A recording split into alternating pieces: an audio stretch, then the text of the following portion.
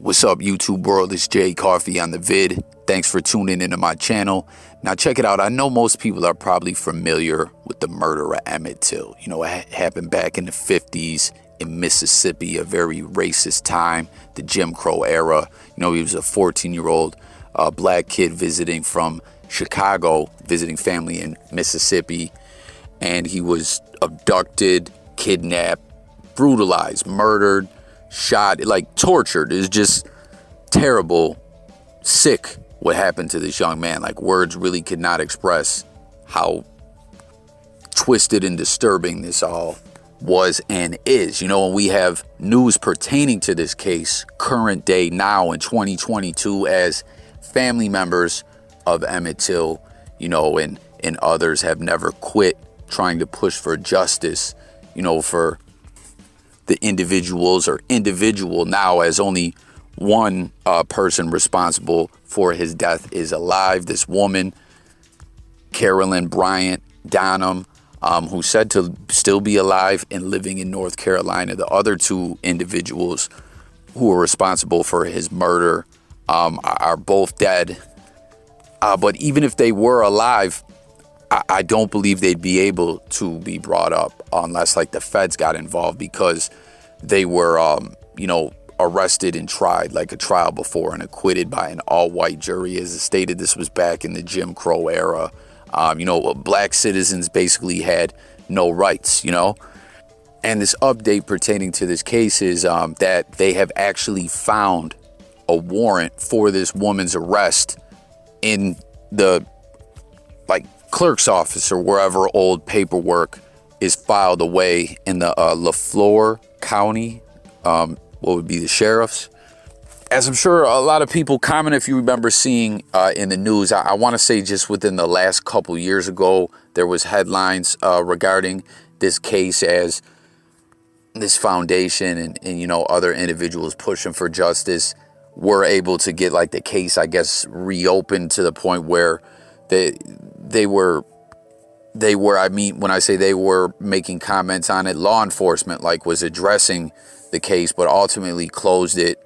And then I want to say some years back, like maybe somewhere around 2006 or 7, somewhere around there, there was a lot of news going on regarding this case as well. I remember that because I had a kid born back in 07, and I feel like it was when they were a baby that I was seeing this in the news. And it's just all so crazy to think, you know, this is not long ago at all, the 50s. You know, one of the people responsible are still alive to this day, you know, within a lifetime ago.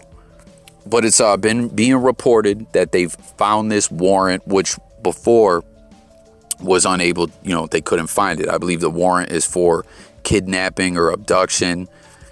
I don't know if murder is listed on the actual warrant. But that the sheriff, the current sheriff, has said, like, they have to check into it and go over the warrant before they make official comment if they can take action on this. You know, comment. What do you guys think? I say, hell, again, this lady said to be alive, Carol Bryant Donham, living in North Carolina. I'm hearing she's around 80 years old. I say haul her ass in, arrest her, you know, put her in jail, make her answer for the charges. You know, in the past, no one paid for what they did to this kid. There's been a couple movies where the murder of Emmet Till was depicted, and again, it's just brutal, sick, and just so effed up. You know, this era that we're talking about in America's history, how racist it was. The two men that carried out his murder, Roy, this woman's husband, and his brother, again, they were arrested. They went to trial. All-white jury found them not guilty. They did an interview later in a magazine where they actually admitted to the murder.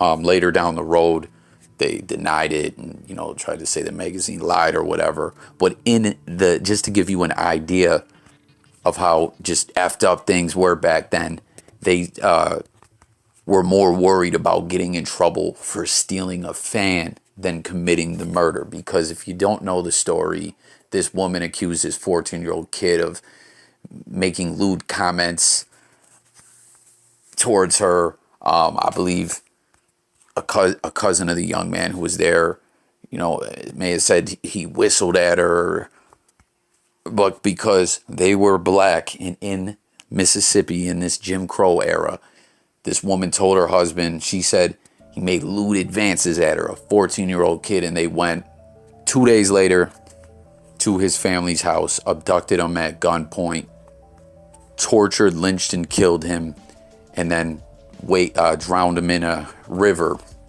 where his body ended up washing up or being found a couple of days later. But they used a fan to weigh him down. So that's just to give you an idea of what we're talking about, of these effed up times in America's past. We're talking about these two murderers, again, admit to the murder in this article and say that, you know, they were worried about being arrested for stealing a fan. Can you believe that?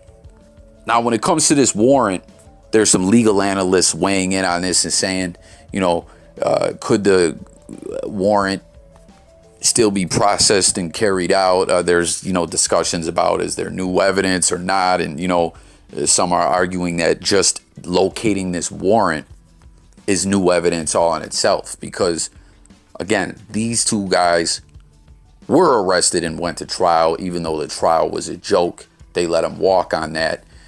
The woman was never arrested because the sheriff at that time said her being a mother of two kids, as you see in one of the pictures where the woman, her husband, and the kids are in court, since she was a mother, he didn't want to bother her. Can you believe that? You know, like, what about the mother of Emmet Till? I swear, man, the evil of America's past, you know? That's why when more recently we saw the two, what were their names again? The McMichaels, father and son, when they killed Ahmaud Arbery. And, you know, it just blew my mind that a lot of people's mentality was, well, what were they supposed to do? He grabbed at the weapon. Like, are you kidding me? They're citizens just like him. Rest in peace to that young man. They're citizens just like him. If they feel he committed a crime, they call the police. You know, you can't go out and hem someone up at gunpoint. You know what I'm saying? Like, they suspected him of trespassing and feel that they can just go out there and hem him up at gunpoint like that.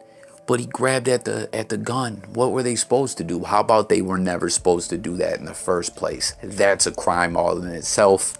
And they're rotting in prison where they should, you know? But that mentality that human beings have the authority of over other human beings, to that effect, it's like, what are you talking about?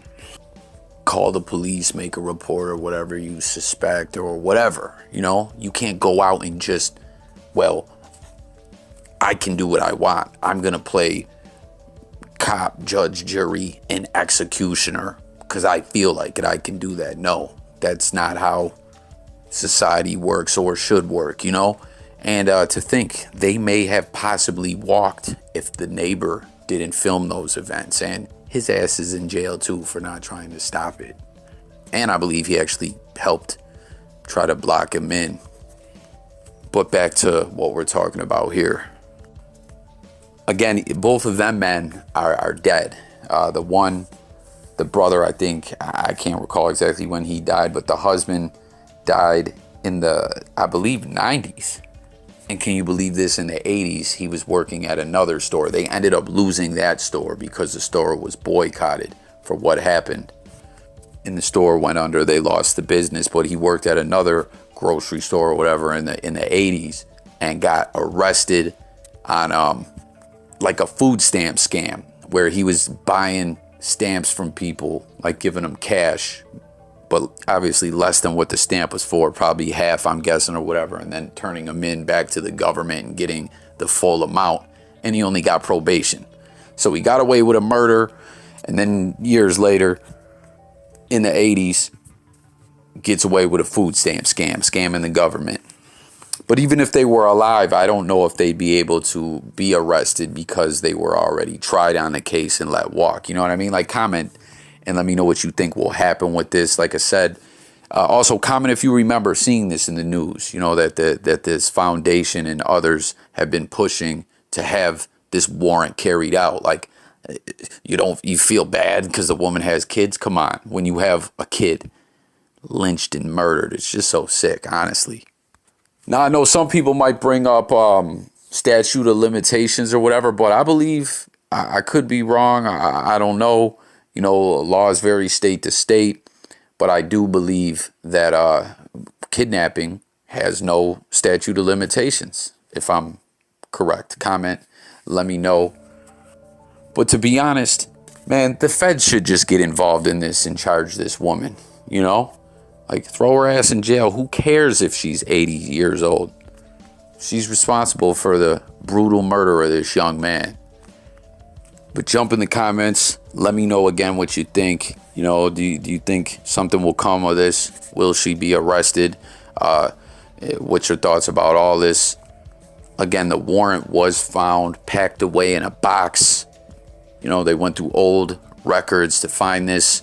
And the actual, like, county clerk said that's authentic. That's the real thing. So I guess we're waiting on to hear what the current sheriff has to say, what he's going to do about this. I say go get her ass, extradite her back to Mississippi. Who cares if she's old, right? Didn't they arrest old Nazis or whatever who hid their identities changed their identities and hid out or whatever? How about they arrest this woman who never changed her identity and never, you know, care. They even said the brothers didn't ever show any remorse for what they did. Let her ass die in jail, you know. But that concludes this news. Thanks for tuning in, everyone. Again, comment. Like I said, the sheriff said he's got to look into it and see if the warrant can still be processed. Stay tuned for updates. I'm out of here, guys. Thanks for watching.